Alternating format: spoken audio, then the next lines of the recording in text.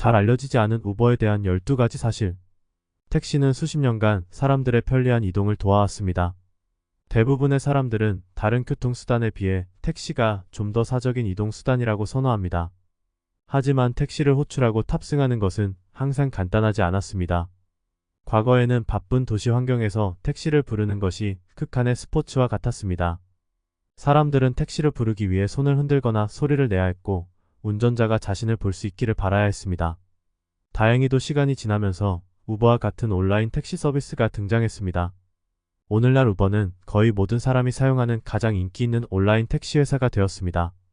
여기서는 여러분이 몰랐을 수도 있는 우버에 대한 몇 가지 사실을 살펴보겠습니다. 우버는 파리에서 설립되었다.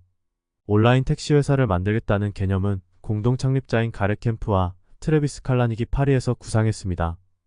이들은 눈이 내리는 저녁에 파리에 갇혀 택시를 잡는 데 어려움을 겪었고, 그때 스마트폰으로 서비스를 주문할 수 있으면 얼마나 편리할지를 생각하게 되었습니다. 그렇게 우버 앱이 2009년에 출시되었습니다. 우버는 65개국 이상에서 사용 가능. 미국에 본사를 두고 있지만 우버는 65개국 이상에서 이용할 수 있습니다. 현재 전 세계 10여 개 이상의 주요 도시에서 우버 앱을 사용할 수 있습니다.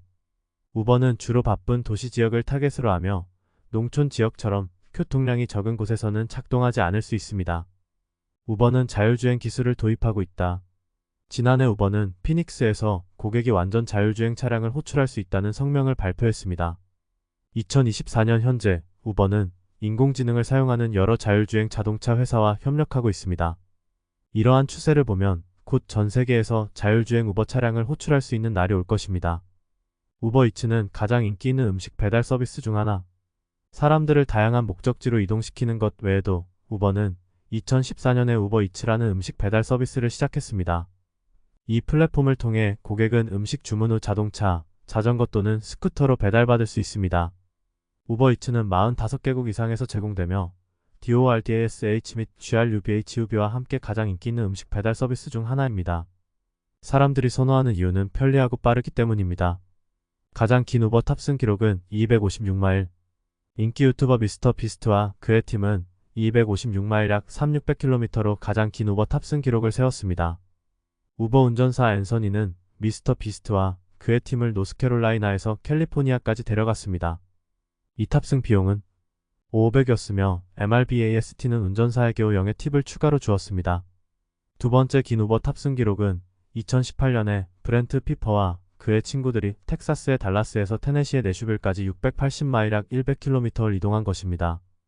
우버는 런던의 블랙택시와 끊임없이 대립하고 있다. 블랙택시는 런던의 민간 교통산업에서 오랫동안 지배적인 존재였습니다.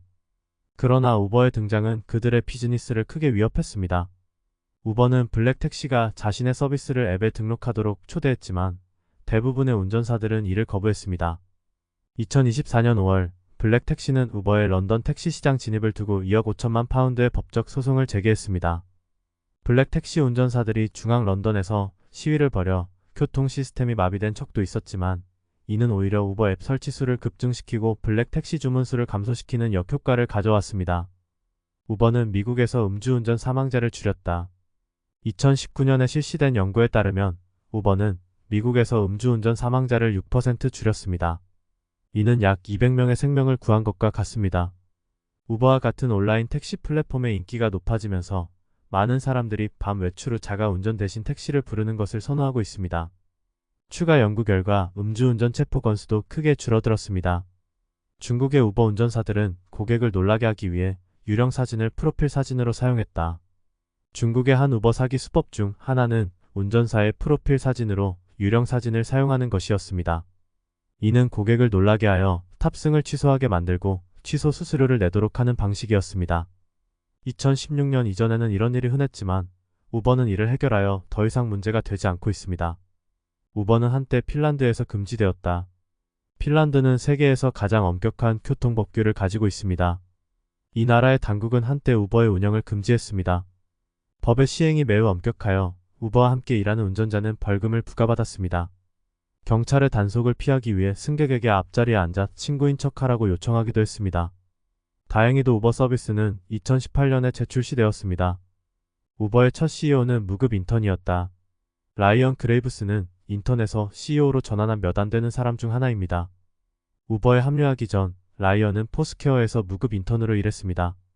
그는 공동 창립자 트래비스 칼라니기 제품 관리자를 찾는 트윗에 답변함으로써 이 일을 얻었습니다. 우버는 교통 혼잡을 증가시킨다. 개발된 국가와 개발도상국 모두에서 많은 사람들이 우버 운전사로 등록하여 추가 수입을 올리고 있습니다. 비록 이는 고용 기회를 창출하지만 교통 혼잡을 증가시키는 파급 효과를 가져옵니다. 도로 위에 우버 운전사가 많아질수록 교통 체증이 길어집니다. 우버는 단지 중개자일 뿐이다. 우버는 어떤 차량도 소유하지 않습니다. 대신 사람들과 개인 운송을 제공하는 상업 운전사 사이의 중개 역할을 합니다. 그러나 우버 시스템의 운전사가 되기 위해서는 신뢰성을 확인하기 위한 여러 검사를 통과해야 합니다. 킥에스펙트.com을 참고했습니다.